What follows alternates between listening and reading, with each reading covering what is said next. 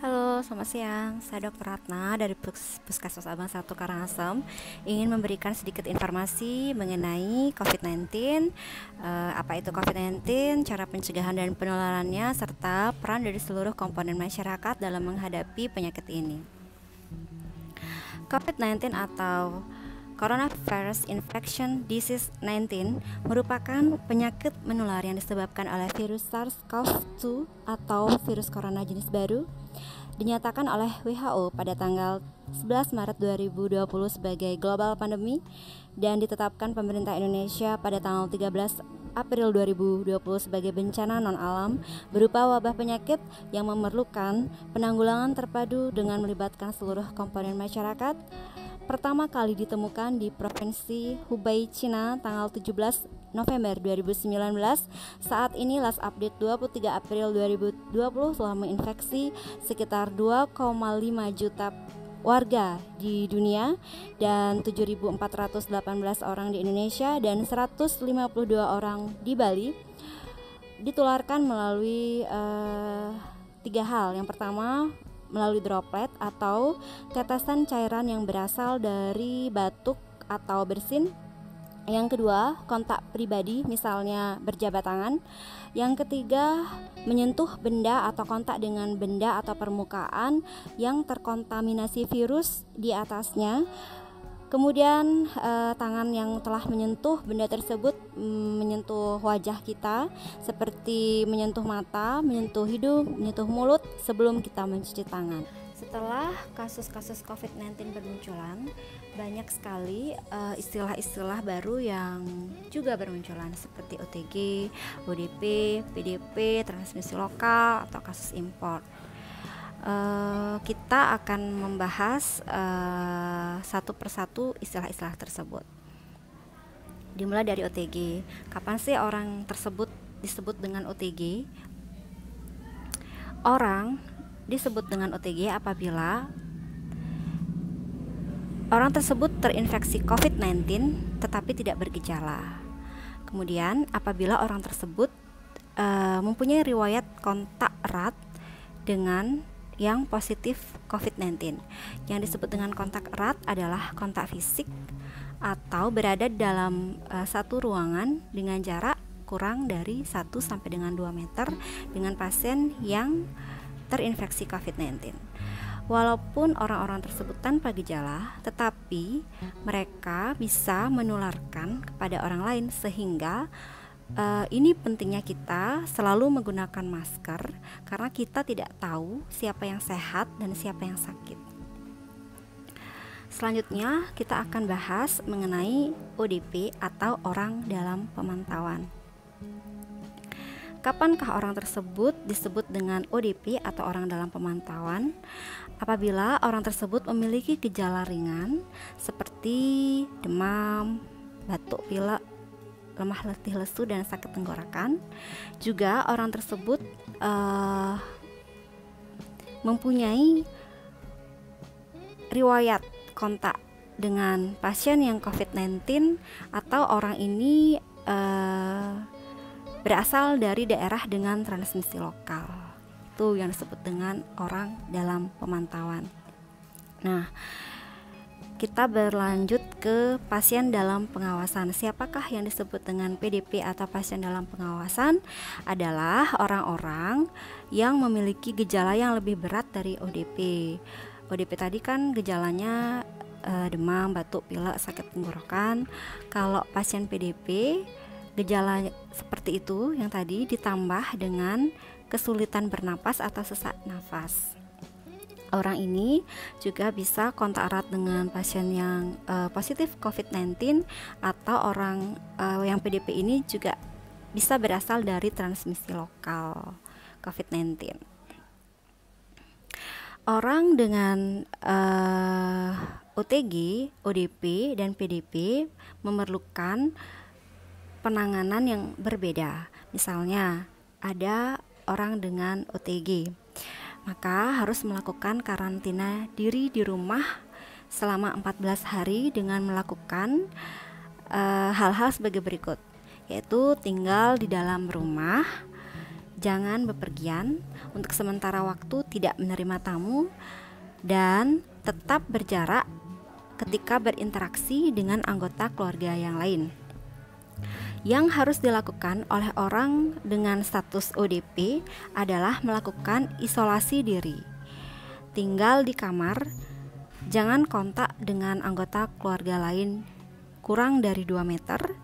Gunakan kamar mandi terpisah, gunakan peralatan makan terpisah, dan jika kondisi semakin parah, harap menghubungi petugas terkait seperti melapor kepada Satgas COVID-19 atau relawan desa. Nah, pada kasus PDP, orang tersebut biasanya memerlukan isolasi di rumah sakit karena memerlukan perawatan yang khusus. Apa sih transmisi lokal itu? Transmisi lokal mengacu pada daerah atau wilayah yang penularannya lokal dari wilayah tersebut. Biasanya pemerintah akan menetapkan zona merah di wilayah-wilayah dengan transmisi lokal. Wilayah-wilayah yang termasuk transmisi lokal kita bisa akses di situs resmi pemerintah, yaitu covid19.kemkes.go.id yang nanti linknya akan saya isi di bawah. Kemudian kita akan masuk ke pembahasan mengenai imported case atau kasus impor. Kasus impor mengacu pada pasien dengan COVID-19 yang penularannya itu berasal dari luar negeri. Ada 2 hal yang bisa kita lakukan dalam mencegah COVID-19. Yang pertama yaitu dengan meningkatkan personal hygiene diri kita dan lingkungan. Yang kedua dengan meningkatkan status imunitas tubuh kita. Ada 9 hal yang bisa kita lakukan dalam meningkatkan personal hygiene kita. Yang pertama, dengan mencuci tangan pakai sabun di bawah air mengalir atau gunakan hand sanitizer pada saat kita berada di luar rumah. Yang kedua, hindari memegang bagian wajah seperti mata, hidung, dan mulut sebelum mencuci tangan. Yang ketiga, hindari kontak dengan orang sakit yang memiliki gejala klinis ke arah COVID-19. Yang keempat, terapkan etika saat batuk dan bersin dengan cara menutup wajah pada saat kita batuk atau bersin, atau memalingkan wajah ke lengan atas seperti ini pada saat kita batuk atau bersin. Kelima, selalulah gunakan masker. Yang keenam, tetaplah diam di rumah atau lakukan physical distancing 1-2 meter, bahkan dengan orang rumah sekalipun. Yang ketujuh, hindari berjabat tangan. Yang ke-8, segeralah mandi atau berganti pakaian setibanya kita di rumah setelah datang dari bepergian. Dan yang terakhir, lakukan disinfektan pada benda-benda yang sering disentuh secara berkala. Nah, untuk penggunaan masker, kapan harus menggunakan masker bedah, kapan harus menggunakan masker kain atau masker N95, dan cara menggunakan kembali masker-masker kain atau masker N95 mungkin akan kita bahas di lain kesempatan. Yang kedua, seperti yang sudah dijelaskan tadi, adalah dengan meningkatkan sistem imunitas tubuh kita atau status imunitas tubuh kita. Ada 8 hal yang bisa kita lakukan untuk meningkatkan status imun kita. Yang pertama, tentu saja kita harus makan makanan yang bergizi. Yang kedua, kita harus melakukan olahraga atau aktivitas fisik setiap hari. Yang ketiga, kita harus berjemur pada jam 10 sampai jam 1 siang selama 10 sampai dengan 15 menit. Yang keempat, beristirahat yang cukup. Yang kelima, tidak merokok atau minum alkohol. Yang keenam, kendalikan penyakit-penyakit penyerta seperti tekanan darah tinggi, kencing manis, atau asma. Yang ketujuh, minum suplemen bila diperlukan. Dan yang kedelapan, tetaplah tenang dalam menghadapi situasi dan informasi.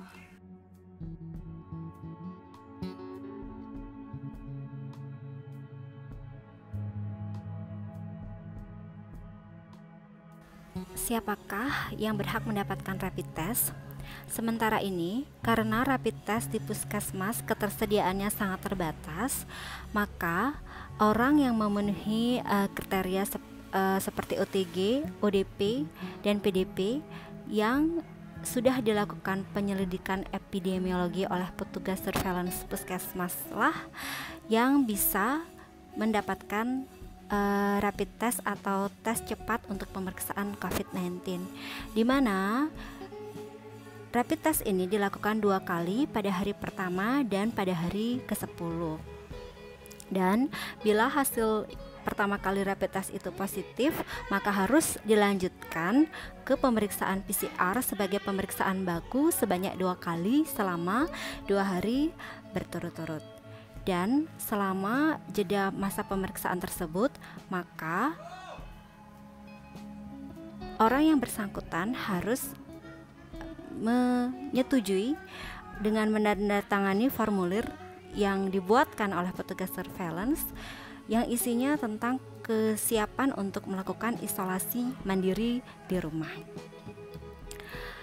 Pemerintah Indonesia telah menetapkan COVID-19 ini sebagai bencana non-alam yang memerlukan peran serta seluruh komponen masyarakat dalam penanggulangannya.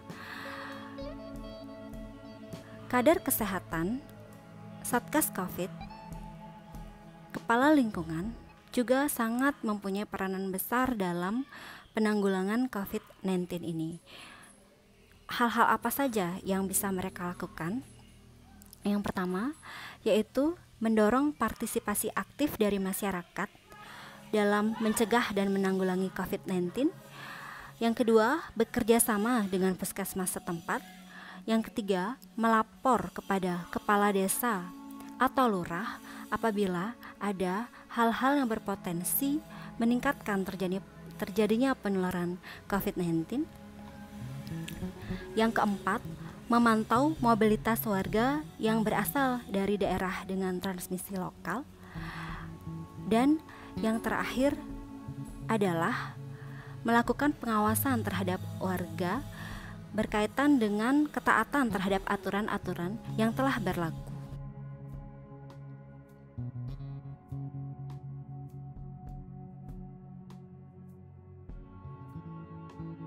Seperti halnya Satgas COVID, kader kesehatan, relawan desa atau kepala lingkungan, masyarakat atau warga mempunyai peranan yang besar dalam penanggulangan COVID-19 ini.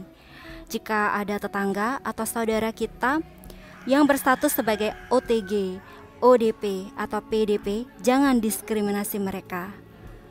Mereka sedang berusaha untuk mengisolasi diri agar warga tidak tertular. Mereka mungkin kesulitan dalam memenuhi kebutuhan sehari-hari mereka karena tidak bisa keluar rumah. Untuk itu, kita harus bergotong royong membantu mereka dan mendukung mereka selama mereka melewati masa isolasi 14 hari tersebut. Bantuan bisa berupa dukungan moral seperti menanyakan kabar di WhatsApp, atau bisa berupa dukungan dalam memberikan sembako dalam memenuhi kebutuhan sehari-hari mereka. Warga juga tidak perlu cemas terhadap pemakaman jenazah dengan COVID-19 karena pasien dengan COVID-19 sudah dilakukan perawatan yang khusus yang melewati prosedur yang ketat di rumah sakit dan dimakamkan oleh petugas yang memang terlatih secara prosedural untuk memakamkan jenazah COVID-19. Ingat bahwa virus corona tidak bisa mencemari tanah atau sumber air di sekitar pemakaman, apalagi sampai mencemari lingkungan sekitar pemakaman. Karena virus corona tidak akan bisa bertahan lama di luar tubuh manusia. Yang terakhir, pesan dari saya, tetap waspada dan semangat 45 dalam menghadapi COVID-19. Tetap lakukan physical distancing, pakai masker dan cuci tangan pakai sabun. Tetap jaga tatuam asi, saling asih dan asuh terhadap sesama. Ingat bahwa warga masyarakat merupakan garda terdepan dan kami, petugas kesehatan, merupakan ujung tombak dalam penanggulangan COVID-19. Salam sehat dari saya dan seluruh staf Puskesmas Abang 1. Sampai jumpa di lain kesempatan.